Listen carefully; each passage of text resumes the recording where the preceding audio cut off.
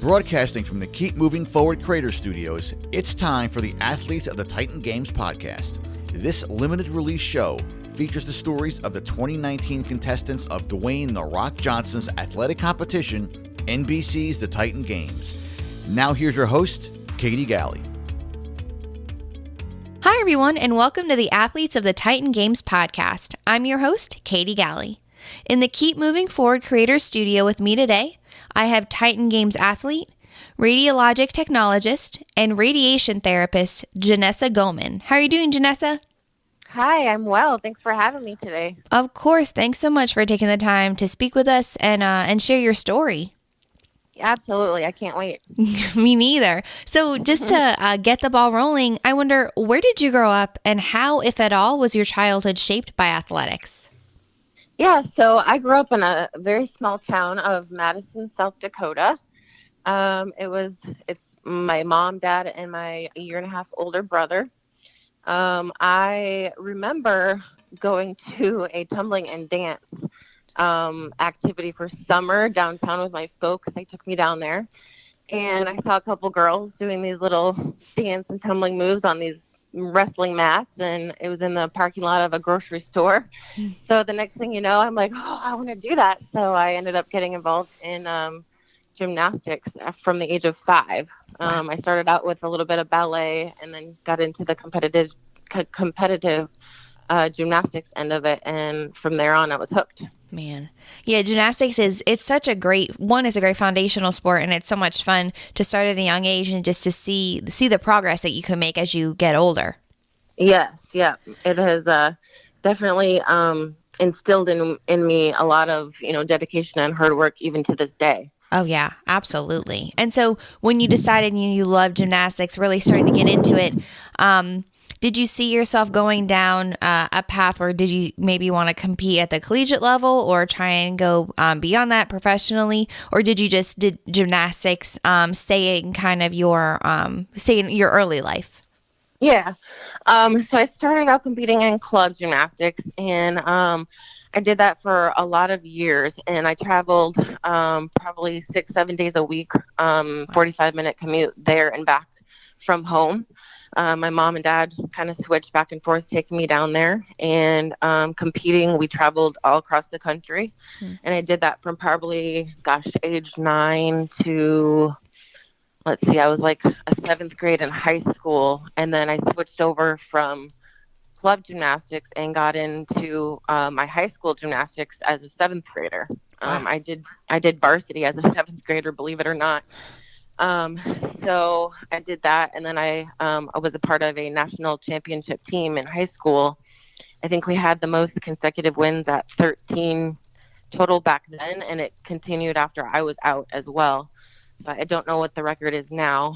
Wow. I know it stopped for a while, but now I think the team is back up and going again. But so I did that for quite a while, and then eventually I went to an event where Bella Caroli and Kim Zmeskal and Shannon Miller were in town, and I ended up meeting Bella Caroli and his wife, and they actually wanted me to come down to Texas and train at their gym. And although it was, an amazing offer, I was still young yet, and it just kind of didn't go over with me and the folks.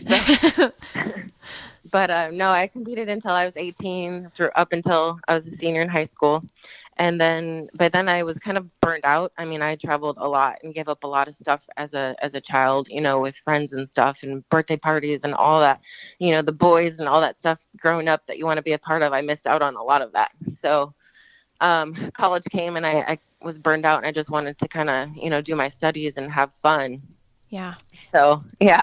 Yeah. But I mean, that makes a lot of sense because, with other sports, you obviously play and you have practice time and games and meets on the weekends, but gymnastics is so particular with the 4 different events and how many hours a day and hours a week you actually have to put into the gym. So like you're saying, traveling 6 to 7 days a week for practice, a couple hours a day. It really just takes up all of your time and having to sacrifice so many things and, wanting to make those sacrifices, but then realizing at 18 that you were burned out and you wanted to just take those next steps forward. And so when you did go, you ended up your gymnastics career, you chose to, end it at 18, and then you started going to college. What was that transitional period like for you? So when going from training hours a day, hours a week, for gymnastics, and then having it, come to a conclusion.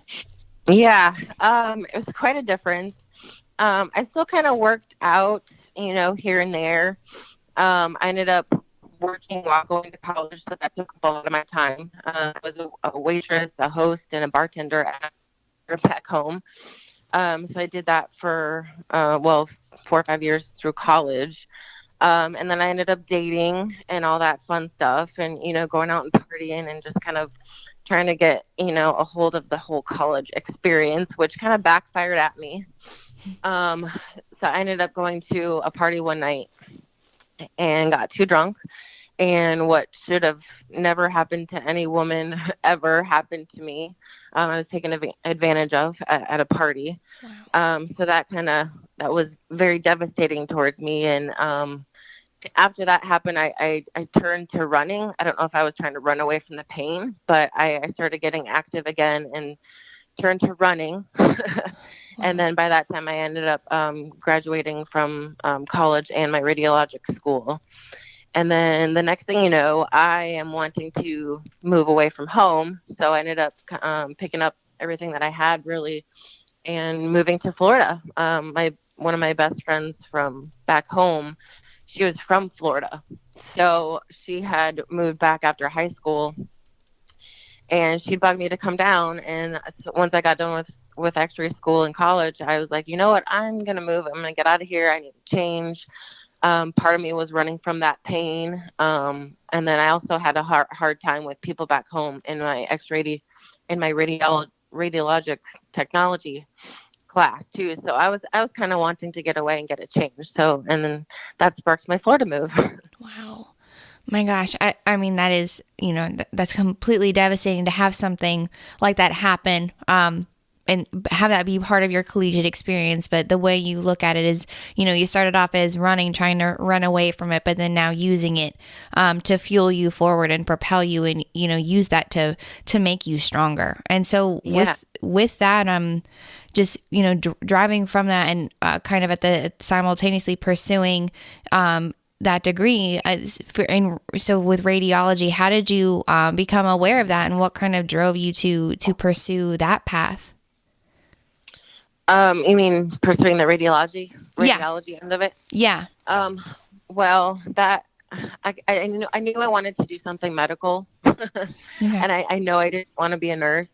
And I had experience with my grandma having breast cancer from a young age, and then just a couple of childhood injuries. Being X-rayed. I remember I got bit by a dog one time. I had to go get my thumb X-rayed, and I just kind of thought it was the coolest thing. So I kind of did, during high school, we had a couple of classes that you could, go off campus and kind of experience something that you wanted to pursue career-wise. So I ended up going to the hospital for one of those classes. And I just kind of picked that randomly. It didn't happen at first. I at first was a business major. My dad's in the business whole end of it. So I was like, well, I'll give this a try. And then I quickly found out that wasn't for me. So I hopped into I found a radiologic technology major. So that's kind of what I jumped into. Wow. But that is cool. I mean, thinking about different experiences and how they shaped you and how that kind of led you to make those different decisions in your life. And wanting to go down those pretty cool paths and not really understanding at the time where they might have led you, but reflecting back and realizing, oh, that kind of shaped me. That kind of led me down to where I am today. Once I got to Florida, I continued to run. And then I also got my first job. I worked overnights at an ER. And quickly, felt that whole love of just kind of being out on my own. Yeah. And then I never intended to meet anyone, but I ended up meeting somebody at work.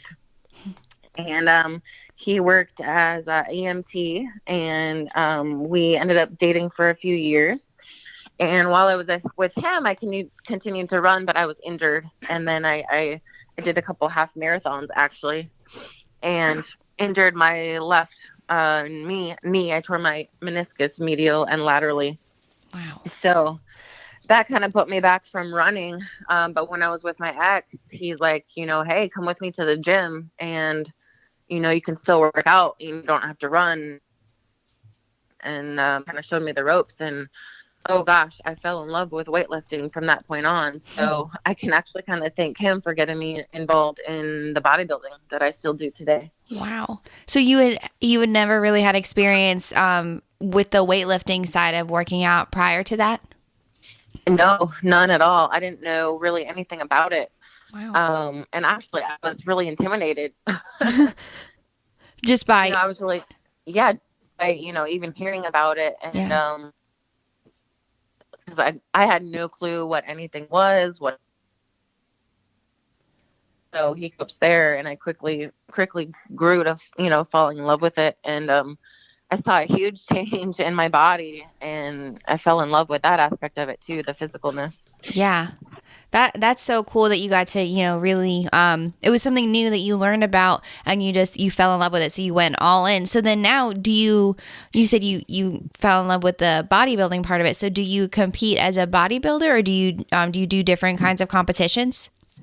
Yeah, so when we broke up, I had been approached in the gym if I competed. And I didn't know anything about that either. So I quickly went home and did my research. And the next thing you know, I'm meeting someone in the gym who also owns a food prep company. So I got hooked up with them, and he became my coach. And I competed back-to-back shows in 2012. And I won my first one, which was awesome. Wow. So that kept me going, and then I competed at a national level. Didn't do so well. I started out as a figure competitor, Okay. and then let's see, I did another show in 2014, and didn't do so well there either. But then I found out about the fitness category, which is gymnastics and strength moves. So I'm like, what? So so I quickly switched over to the fitness category, and I found that was more my niche, obviously from my history. Yeah. And that's kind of what led me to, where I'm at today. I'm still competing as a fitness competitor. I took last year off, obviously, for the Titan Games stuff. But I'm hoping to get back into it and get that pro card that I've been hoping for and chasing for a while. Wow. That's so cool that, I mean, again, just reflecting back on the incredible journey that you've had, and with, that focus in gymnastics early on, and then growing and learning about weightlifting and having it lead you to bodybuilding, which is now something that you truly love, and starting off in one category, but then realizing the fitness category was something that would be much more suited to what you were capable of doing. And so, you said you took the past year off to focus in on the Titan Games. And so then how did that opportunity come up, and why did you decide to pursue that? Yeah, so the end of 2017, at the last fitness competition that I did, I tied for first in getting my pro card, but then the tiebreaker, they used the physique round, and she beat me at that round, so I didn't get my pro card. So that was devastating, but I knew I wanted to keep going, but I needed a break, just mentally and physically, from that. So I'm a goal chaser, so really I try to use goals to keep me, hold me accountable. So I was watching, obviously, the Super Bowl, and The Rock came on the Jimmy Fallon show after that and announced that he is creating this new athletic series on NBC. And I was like, what? I have to be a part of this. So I ended up, doing all the research and doing the online submissions and having somebody help me make a video or two. And one thing led to another, and I submitted that, and then just kind of waited for the rest to be history. So yeah. I love that. And it, a self-proclaimed goal chaser, seeing these new things, seeing these opportunities that are aligned with the mission that you were already on in life, and deciding, all right, I'm going to go after that next. Yes. Yep. I don't know. It helps me throughout life. Yeah. I have to pick something and be like, I'm going to go after that. And, I'm one of those people that if I don't have these, little goals, I tend to slough off. So I have to literally like make goals and reach them in order to hold myself accountable, which I think a lot of people do that too, but a lot of people don't, follow through. And I'm one that usually follows through. Yeah. I've never been one to just give up. So that's kind of just my personality. Yeah.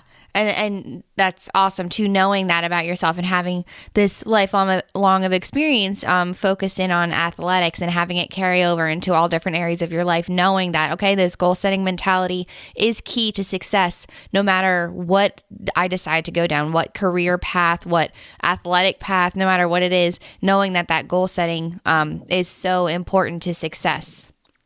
Absolutely. Yeah. Yep. Absolutely. Yeah. So, from there, so putting in that application and knowing, okay, this is what I want to do next. What was then that waiting process like until you heard that you were accepted into the combine and then eventually accepted as a contestant? So yeah, the waiting period was grueling. Yeah. Honestly. This was something that I just felt like was my calling. I mean, it's, sounds so cliche, but I have been through a lot in my life, and I feel like this whole show just kind of led me to where I'm really where and who I'm supposed to be.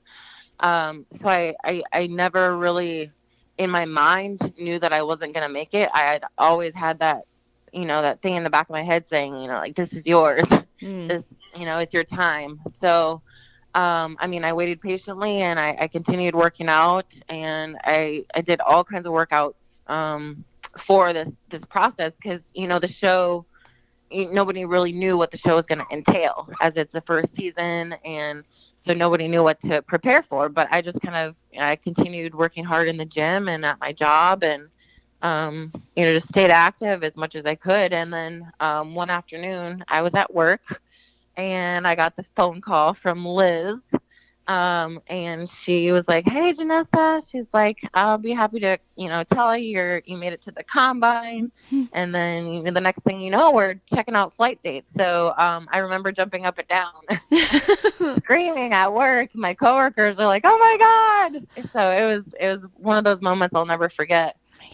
That's awesome. I mean, and to have it happen at work with a community of people that are rallying behind you and supporting you too, so they could share that excitement with you. Yes. Yeah.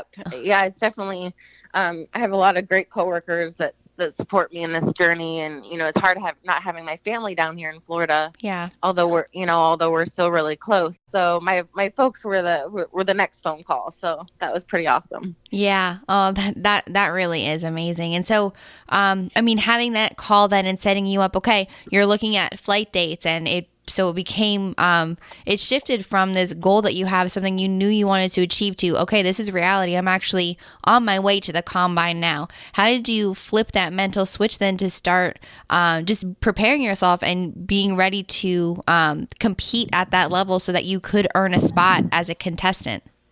Yeah. Gosh, I think I stayed ready. You know what I mean? Like, yeah. In my mind, I just stayed ready, and I knew this was for me. So I just continued doing what I was doing, and I just knew that, I'm going to go out there and give it my best, like I always do. And if it's meant to be, it's meant to be. It's kind of one of those things. I just never really gave up, Yeah. Yeah. And that is absolutely key, not just in a show like the Titan Games. It's true for any area of life. It's that constant state of preparedness, not really knowing what's going to happen next, but just being ready for it. And like you're saying, you stay ready. So you don't know what the opportunity is, what that next thing is that you want to achieve yet. And that's okay. You just have to be prepared and ready for it, ready to walk through that door when it does happen. Yes.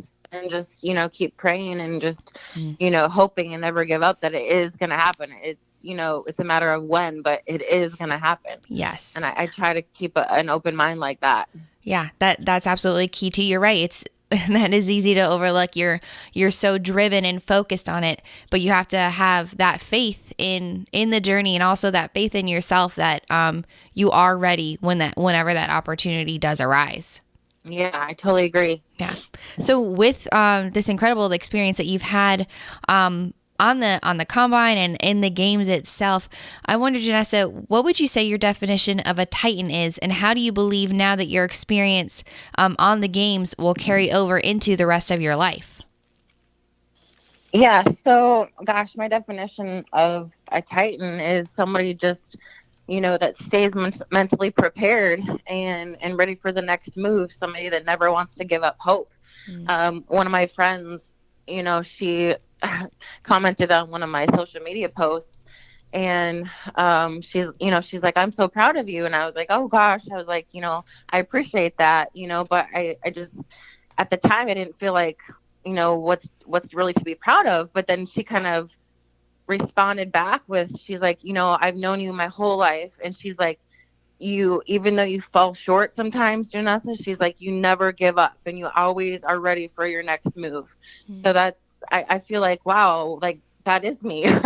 Yeah. I never really realized it until she said it, but I'm just, I feel like a Titan is just somebody that's ready for their next move and always stays prepared no matter what's going to come their way. And, never gives up hope, that something is meant to be for that person. And, come hell or high water, I'm going to go after it. So Yes. that's kind of my definition of a Titan. Yes. And then what was your next question? Just how you believe now that your experience as a contestant on the Titan Games is going to carry over and impact the other areas of your life.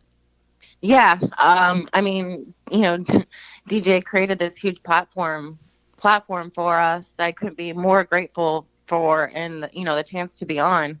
So I'm really hoping to keep the ball rolling in the next year and years to come, in hopes of some bigger and better opportunities. Absolutely, and I can probably guarantee you that the other 63 are feeling the same way. So Yeah. we're all truly blessed to be here, and just kind of want to keep this ride going. Yeah, absolutely. It's setting you up for success for whatever is to come next. And I think you really hit on something so important, because as an athlete, as just a goal-driven person, you get one track minded and you're focused on those goals.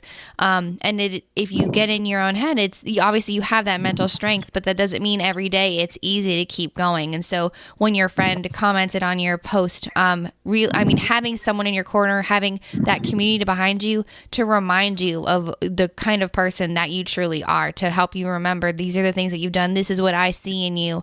And so it's just as important to have that goal oriented mentality and that mental strength as it is to have people surrounding you to help you remember on the days that it's hard for you to remember.